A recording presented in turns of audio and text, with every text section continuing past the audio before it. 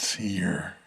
It's October 17th, 2020, which means it is day 17 of the 31 Days of Fright horror movie project, year 9. I am the one and only MSJ, Max for short, and welcome to my channel. And today's movie is the conclusion of sequel week, is Tremors 2, Aftershocks. The reason why I chose this film is because the 7th installment in the series comes out with Shrieker Island, and which brings Shriekers back to the series. And this is when we first get introduced to the Shriekers in the Graboids life cycle.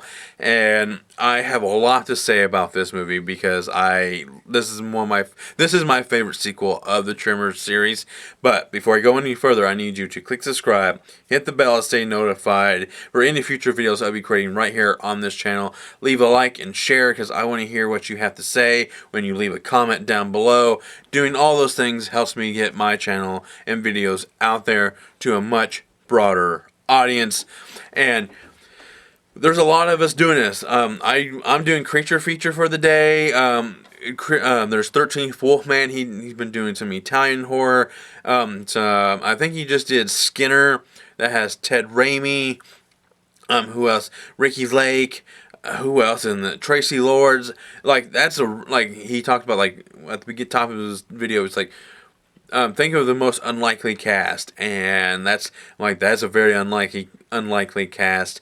And then I Am the Ice Lord. I'm a little bit still behind on his videos. I'm so sorry, but he's been doing some independent horror, and recommendations. So please go over those channels.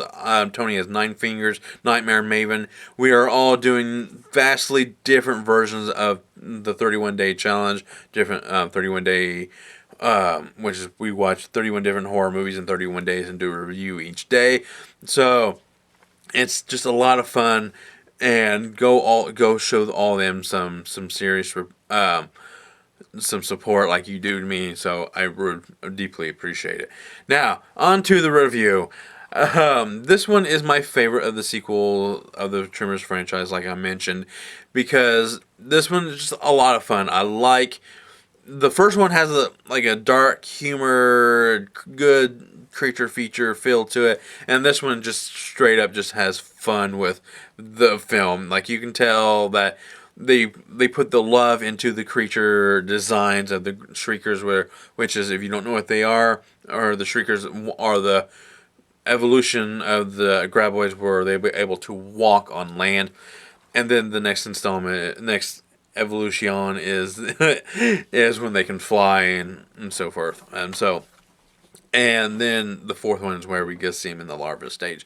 But anyways, them walking around adds a whole new element to it, because at the beginning of the movie, Fred Ward is back as Earl. He is hired to kind of cleanse this oil refineries down in Mexico, because workers are getting killed, and so we need an expert to come down and kind of help him eradicate this problem.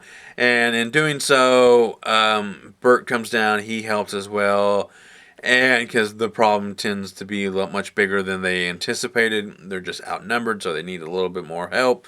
And Val does not return, which is played by Kevin Bacon in the first one. So he has a new sidekick who's just a really fanatic of the whole Graboid thing, and so he kind of tags along and kind of goes on this adventure with him, which I really like him in this movie. He's a really good contrast to Fred Ward's character Bert, and because he's Earl, he's so serious, and he wants to survive, and then you got this other character who's complete opposite, who's just excited to be there, wants to do this and do that, and just takes these Graboids head on, and it's just a lot of fun. So, but it's more, like I said, it's more than they bargained for when they're out on this night run, and a Graboid attacks them, but it doesn't attack them really. I think it just accidentally kind of ran into them more than anything, and they then you really see how good the practical effects in this movie are when you see this giant full-length graboid just kind of laid in the middle of the road, kind of having some serious troubles. And then as they kind of like hug the hood of the car or the truck, they start hearing sounds and everything, and it's like, oh, we should probably go check on our money, because in doing so, they are also like, if you can capture one alive, you get like 100 grand, tax free, all that good stuff. So it's like, we should go probably protect our investment. And then when they walk up on it, there's a giant hole in it, and we get to see that something came out of it. And that's when we get introduced to the Shriekers, and they hunt by heat vision, not by sound like the graboids do, and which add a whole new element to this later half of the movie, which is a lot of fun. The CGI in this movie is actually pretty good. It doesn't compare to the later ones. I think this is definitely one of the better CGI moments, especially when they run. I think that's only when they use CGI, but when they're like standing still or attacking the door or trying to pop through glass and stuff like that, it's all practical. And I really love that when you actually want to see them in motion, they only use CGI for brief moments. So, no, it is not CG heavy like the later sequels are. So, but it's still done really well. Everything's done well. The acting's fun. The special effects are fun. It's just overall just a fun creature feature to include for the month of October. The Tremor series have always been has a very special place in my heart, due to the fact that I've always watched these first two films cut, like because I've always watched them on TNT and TBS and stuff like that, but they were always the edited versions of them. So when I finally was like started to really branch out in my movie renting prospects, I'm like, you know what? I'll just take a day and try to rewatch some movies I've seen on regular TV, and I'm like, wow.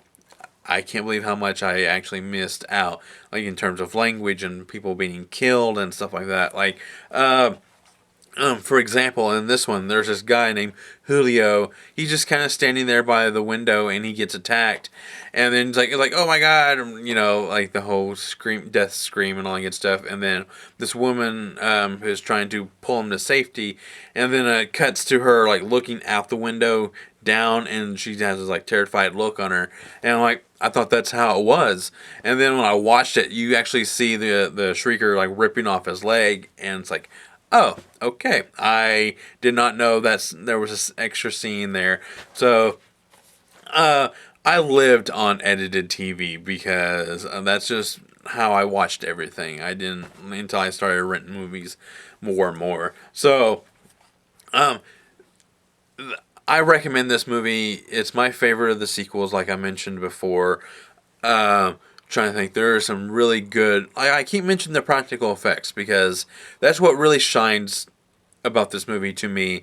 Is when the Shriekers are kind of actually interacting with the actors, and the actors are doing so good at making like these fake looking creatures be there, and you believe the situation that they're in, and it's just a lot of fun. Like, if you just need a really good campy high budget B movie, this is it. This is the best I can say about it, because I love this movie. It's action. It has some good elements of horror, especially when at that night scene. It really is really creepy. And then there's moments where like, how are they going to get out of this situation? And it's just a lot of fun. It just really is. So that's probably my highest praise when I can say about movies, is that it's fun. Some movies, like, you really need to like be able to sit down and have a day to watch it. But some movies like this is like, you just need something to pop in and watch. This is perfect.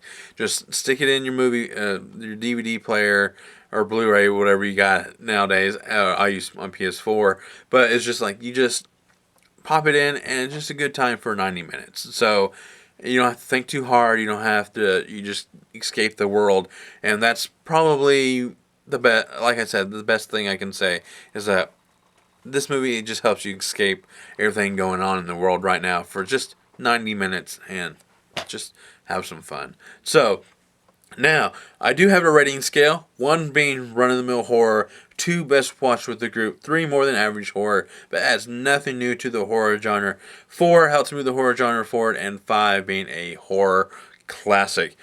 Tremors 2 Aftershock is a 2. It's definitely best watched with the group.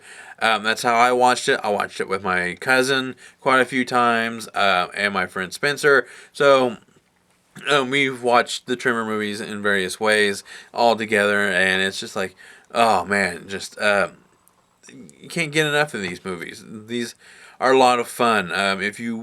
That's what, even though the quality kind of dips in the middle with perfection in terms of like what it looks like and CGI, but it's still a lot of fun. I mean, the humor's still there.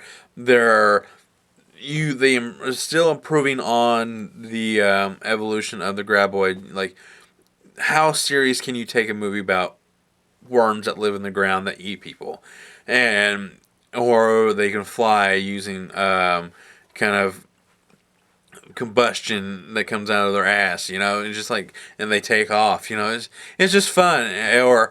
Or even in the New Beginning or something like that, with four, where you get to see their larva stage where they just kind of just like leap out of the ground in the attack because they're not quite big enough to actually pull someone underneath. They just have to like use their speed to kind of take someone down, which is really fun as well. So it's a nice progression of as you watch it along. Even the series is done really well. It's so much fun. The series is only like 13 episodes or like that, and it's just go watch that. This is one of my favorite series of all time, and I really wish this series would get a proper release or a box set because you got the attack pack and like stuff like that. But like that's no fun. I really want like something like what I'm about to do this for next week. I originally was supposed to do Tales from the Crypt next week, but I decided to switch some things up because I can't help it.